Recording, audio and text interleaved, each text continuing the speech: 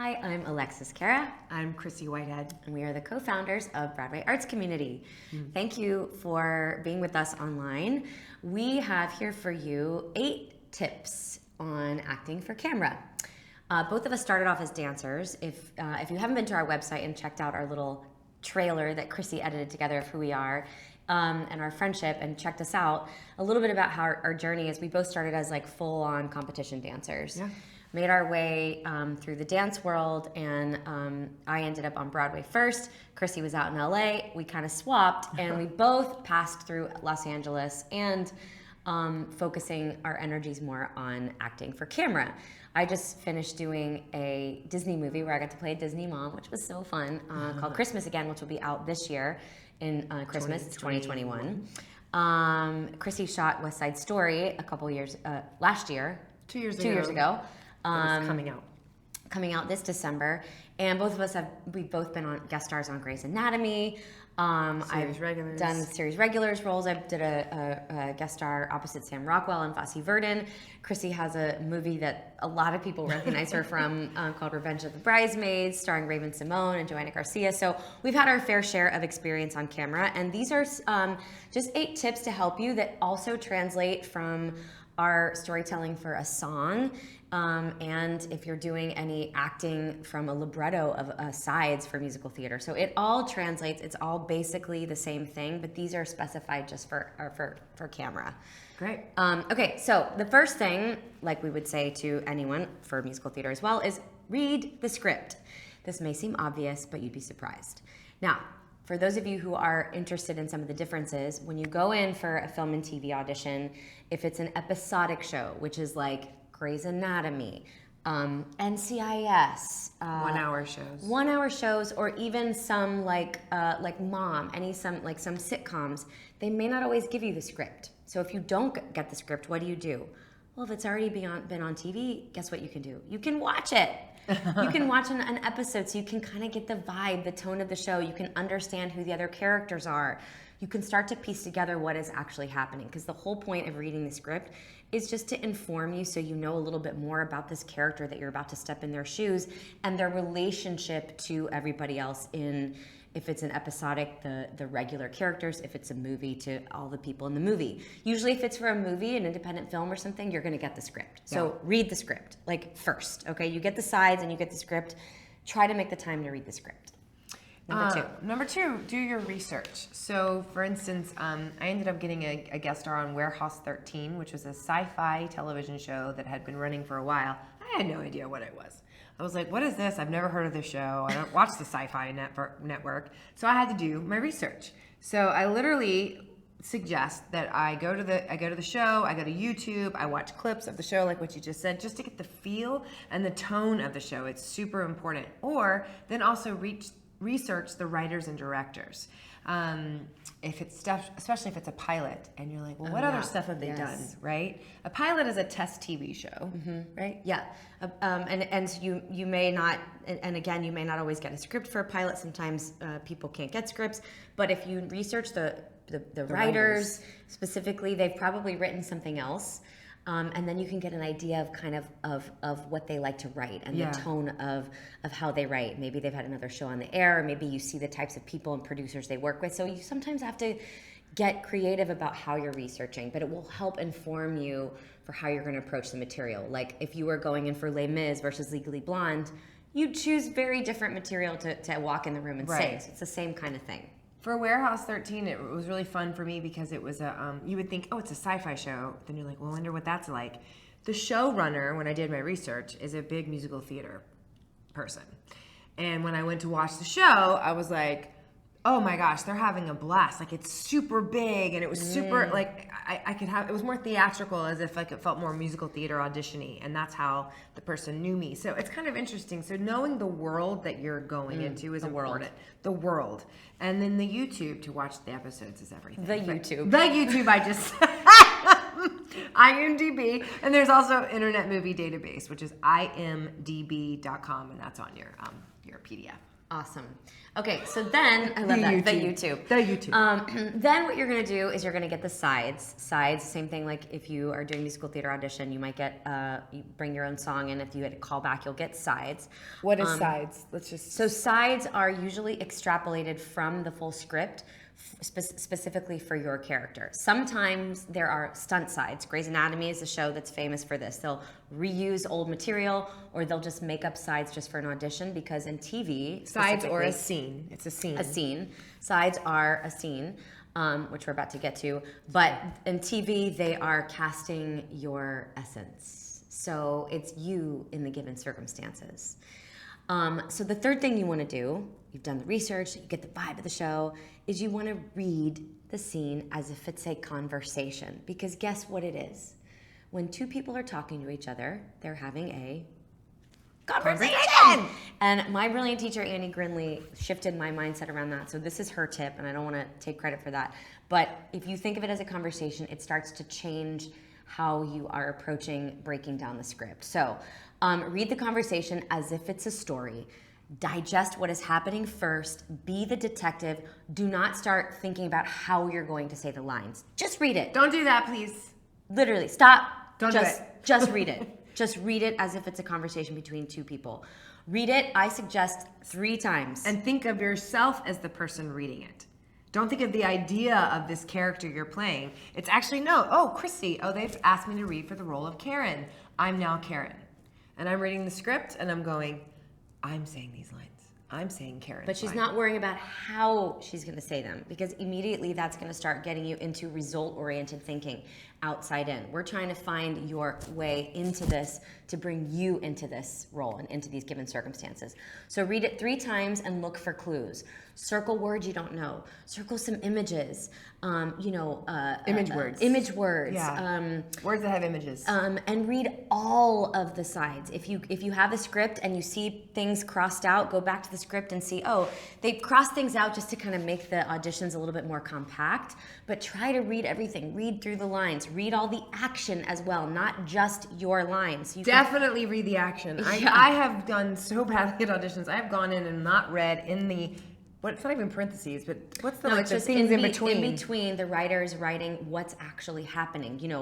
Alexis, she comes out. Alexis walks through the door and sees her dad for the first time, and he's, crying. Exactly. Like, you have to know what's happening in the conversation, in the scene. That leads up to what you're about to say right then and there. There was one moment where I had a completely different environment, and I walked into an audition not wearing the right environment. Like, I thought I was a janitor in a jail cell or something. Like, I was like, it was so weird. And I got there and I was like, wait a minute. We're not at a prison right now? And I looked around to all these people. I had a beanie on. Not okay. Read all of it.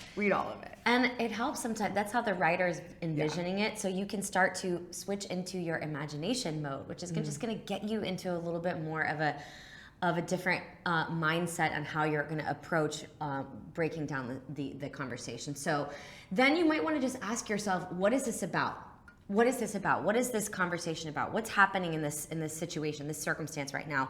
And how would I respond to this given circumstance? You already start to bring yourself into what's happening in the story, okay?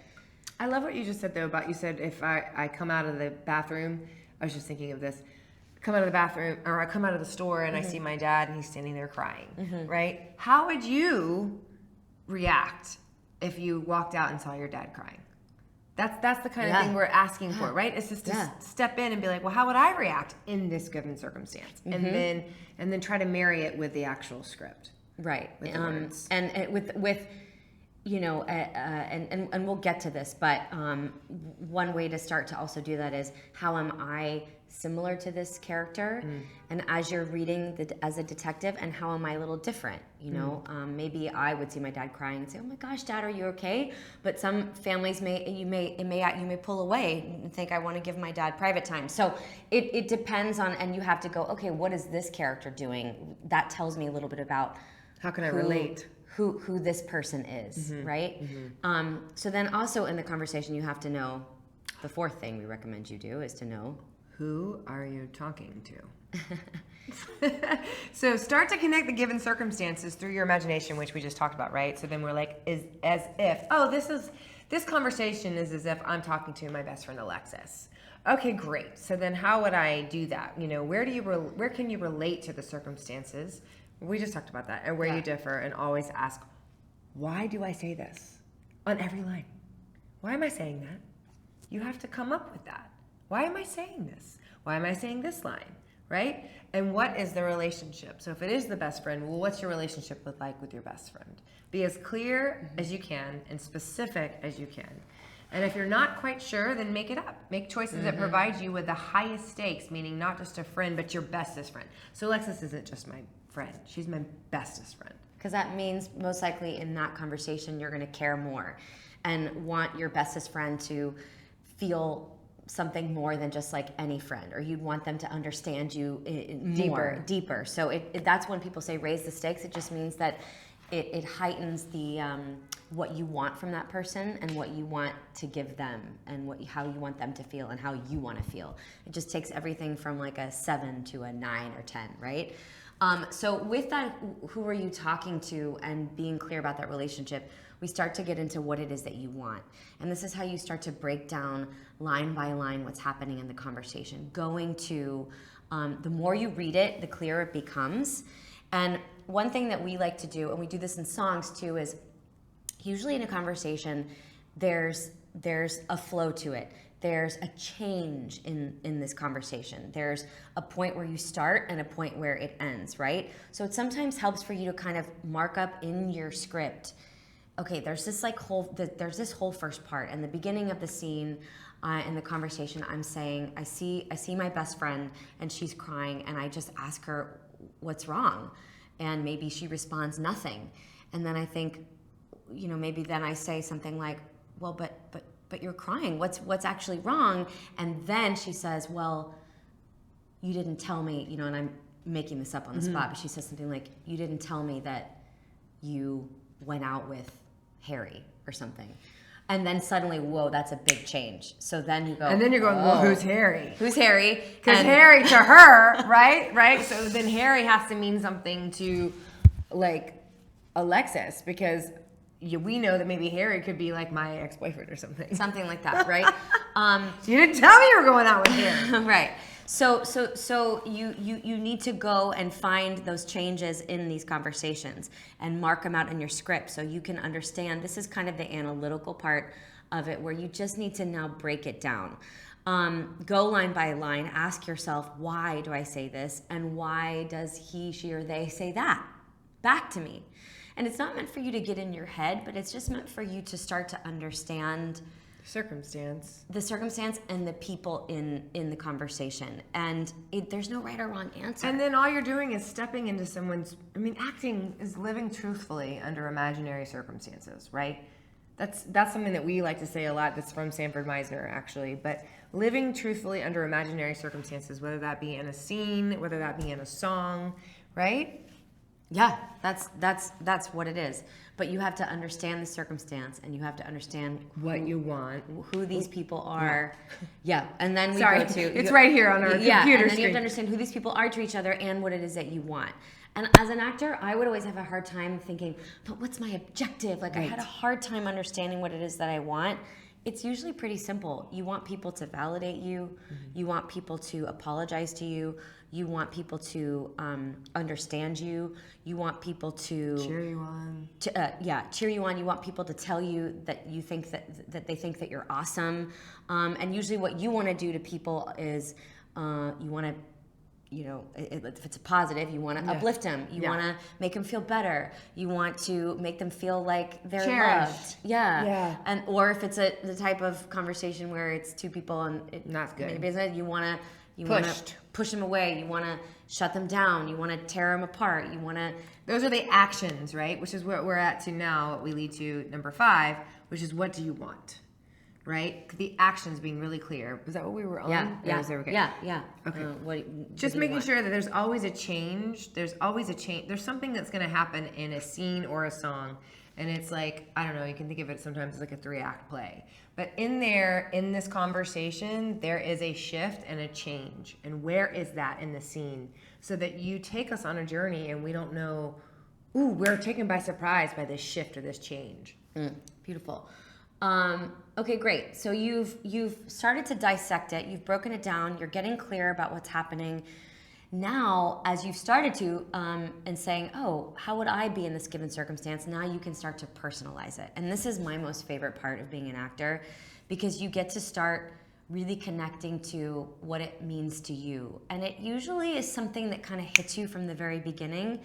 And it's not some like, it's not meant to be this work that you have to do as an actor, but like, you know, in a scene in a conversation between two best friends, and maybe my best friend finds out that I went out on a date with Harry, I would be able to personalize that, because I actually have done that once before. I did go out on a date with somebody, with a guy who my friend liked, and I remember when my dear friend like knew that, when I was honest with her about it, how hurtful it was for her, and I'll never forget that feeling. So immediately, and that's just something that I can actually remember from life, it's just meant for you to connect to something, and where it usually hits you in your body, or there's something about how you can relate is how I like to look at it, right? I can either, and you can use your imagination too. You can just, I like to do some closed eye work, and I just visualize it, and it usually hits me someplace in my body, and I like to kind of say that I'm going to put it in my belly. And just let it, which really works for our 14-year-old today. Yeah, yeah. It's like say, I just put it in my belly today, and I just let it go. All the circumstances of the song, so that was really sweet.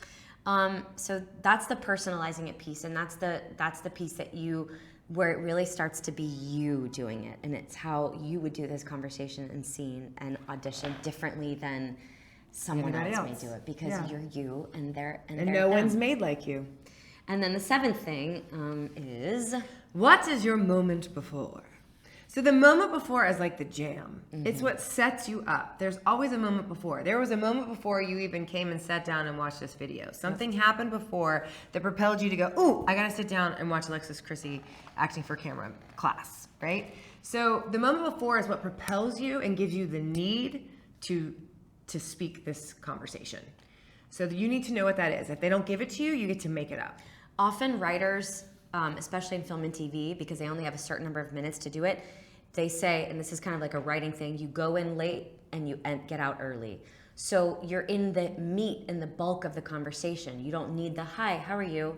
I'm good, how was your day? It's like you get right to it. So you need to fill in some of that stuff for yourself to know, like, oh, actually, I imagine that this character, you know, just took the bus home because, you know, she couldn't hail a cab, or the car broke down, and so like you're already coming in the day after a long day, and then your roommate is there with like your ex-boyfriend or whatever the scene is, and how you would take that in on that day versus a day when you like just came from yoga class and you're feeling really great, and you just like got an A in your midterm, like, or whatever it is. It's a very different way that you would digest that material. Right. So you have to know what's happening right before, because we are very, in life, y'all, we are moment to moment and impulse after impulse, and that's how you are as an actor. It's not all this pre-planned stuff. No, you have to make it seem like it's happening to you in the moment for the very first time. That's the craft of acting. That's the craft of a good actor, is taking all this work and then doing it in front of people, being private in public, and doing it and making people forget that they're watching someone acting. Yeah.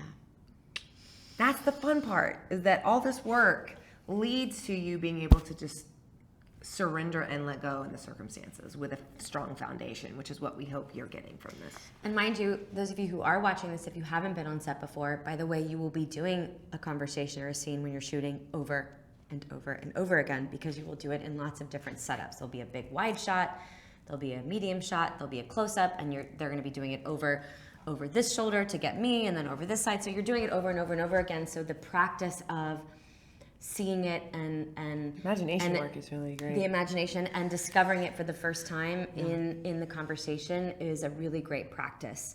A lot of things we do when we're coaching is we improv into the scene, right? Just to give you a run-up of what it is that you might be saying into it. It just helps to drop you in the circumstance. You can even do that with your songs as well. And then we wouldn't recommend putting that on a self-tape. Like, you can always edit that stuff out, but it does help but it helps get you into the moment. Helps you get into it. And then once you've done it, it's in you. It's in your belly. In your belly. So now you're like, okay, when do I memorize, right? Because that's what everyone wants to do. You're like, okay, I get all my this line, stuff. my line. What's my line? But like now I need to memorize it. My line. Well, by this time you've read it like a bunch of times. Hopefully, and right? it's going to be a lot easier for you. The 8th thing, and this is something that I don't always do, but when I do this, it does help me, is it helps if you either write out the scene in your own handwriting. That helps you to memorize. Just like we do that for the song. With song. Or also to record the conversation. And there's lots of apps. There's like Line Learner app. There's an app called Rehearsal app. And you can record it with yourself, like saying each set of like lines. And then you can, each person, and maybe if it's 3 people in the scene, it takes time. And then you can actually, in these apps, block out the other person's like lines, like what you're hearing. So then you can start to just be almost going by rote, like you would with a melody of a song, learning the lines, but you've already digested what's happening, so it's gonna make it so much easier for you to learn. So there's really no system to it, but I like to record the conversation at least 2 times, both without emotion or acting, and it's just for you to get, like you would drill melody, to get the words once you've done all this work. And then you can sometimes, then it helps for you to just like listen to it. Then you can just listen to the words like you would on like with your song, listening to the melody, just like plunking out the notes. That really just helped. listening I to did the that words. for the first time last year, where I was literally like doing the recordings because I know you had put these in the tips, and I was doing it on a walk. I was walking and I was learning my lines, and I could hear it, and then I would say it out loud, and I hear their lines, and it was great. You guys. The last thing, as we wrap this up, one of the things that's the most important is the other person's lines. That is the golden ticket, in my opinion, because that, in our opinion, because right? I'm saying that, yeah. Because what they say propels you to say the next. So if you're not listening and being present and mindful to your point of view on their lines, then you're not in the given circumstance, and you're not. So that's why it's super important to write out. You said write out the whole scene. Write out the whole. Oh yeah, not just your lines. Not just your lines. Too. No. There's two. Otherwise, you're missing a whole half of what's happening. Yeah. And when we say the thing why, and I love that you just said this, Chryssie. When you ask yourself, why do I say this? It really is so that you have a point of view about each thing that they're saying and you're saying. And the point of view could be something like, for example, if the line is. If we're going back to Harry, and I walk in and she says, I didn't know you go out with Harry. My point of view, it could be, well, it's not that big of a deal. You guys broke up 2 years ago. But maybe I say something like, it was just coffee. And that's the line. But but underneath it, I'm thinking so much underneath. So that's my point of view. And her point of view could be, but yeah, he was the guy who I like my first real love. Whatever it is. So it's taking that moment to dig a little bit of a layer deeper and a little bit of a layer deeper. And when people say make those choices, those are the choices that they're talking about. The colors, or as other people say, colors. And you're like, I don't know how to make this line colors, blue. Yellow, I don't know blue. what that means.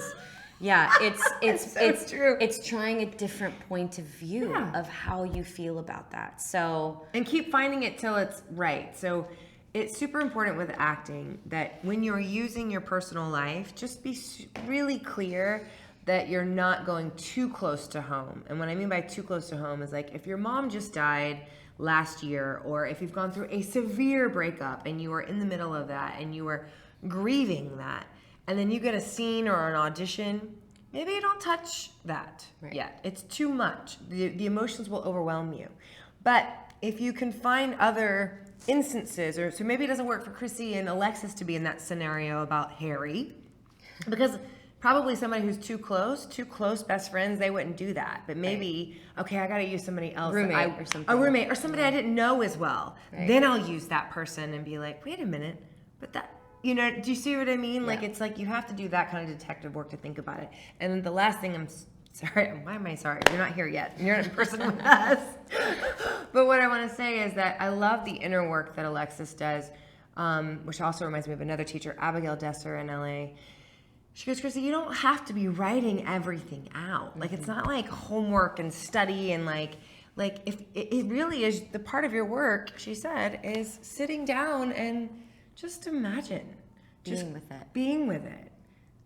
It's us going, what would that be like? Or how is that like? Well, who would it be like if I was with? That's the work. Yep. And then it hits you in a certain way, And then it's already there. And then It's you go to already do there. the scene, and it's there. It's already in you. So it's in you. So the last thing is, it's like you've done all this work, and then you get to, do you get what you want in this conversation? You have to know if you get what you want, and if you do get what you want, then just keep getting more. And usually, then by that time, you're cut out of the scene anyway. But at the end of it, you know, especially in self tapes, like You want to keep searching. keep searching for what it is that you want, and if you don't get what you want. Keep changing tactics. Keep changing tactics. When you go in that moment before, you usually want to you expect the opposite of what actually happens in the scene, and then you let the conversation just happen. Yes. So if the scene when you're walking into the conversation, I think I'm going in to just have coffee with her, you know, and I have no idea that we're going to talk about Harry. But I'm coming in going, oh, I can't wait to see this friend of mine, and say the role's Karen. It's Karen. I'm like, Karen, it's so good to see you. What's up? And then Pick another name other than Karen. Who's Karen? How about Alexis? oh, sorry. I guess I could do that. I don't know. 'Cause Yeah. So Alexis, right? But then it's like, no, I lost my train of thought. I'm sorry. We're in the moment. She's coming in Yes. to just she's expecting to sit down and have a great catch up with Yes. me. Not that I'm going to say it and tell her that I've been going out on a couple dates with Harry. Yes. Because But a lot of times, if Chryssie comes in thinking that I'm Gonna going to tell talk her about about Harry, Harry? she's coming in and very intentional. I would literally be like, hey, how's it going? right. Instead of being like, hey, how's it going? Well, good. I've been meaning to tell you, and this is a little awkward, but I'm dating Harry. Oh. Okay, that took me by surprise. Right? You see what I mean? And you know what I was in the middle of doing? I was thinking in my head, oh my God, I love her curly hair. And I was just about to compliment her while she was about to say, I love your hair. It looks really good. And then I told her I'm dating Harry. I don't know. Just little examples. Sorry. Another little, we're trying to give you guys examples. We know that those have really helped. The last thing is, acting is especially on camera, it's all behavior. Mm-hmm. It's just the little things. It's like the brushing of the hair, and those things that just happen when you're in the given circumstance. Right there, she's just, I'm loving on my best friend, loving her hair, and then I tell her, I continue with the scene of I'm dating Harry. So and all then those behavior will shift. the behavior will change. My body language will change. There's the change in the scene. I hope that helps. These little silly examples. But anyway, connect to that moment before. Let it propel you into the scene. This all just takes practice, y'all. It's a lot of practice. Grab sides online. Right? Neutral scene is a great place to start. And we'll have some examples of scenes for you throughout the course. Yep. And if this is just a little bonus video for you for acting for camera, we hope it informs you in some kind of way. Thank you for watching. Have fun.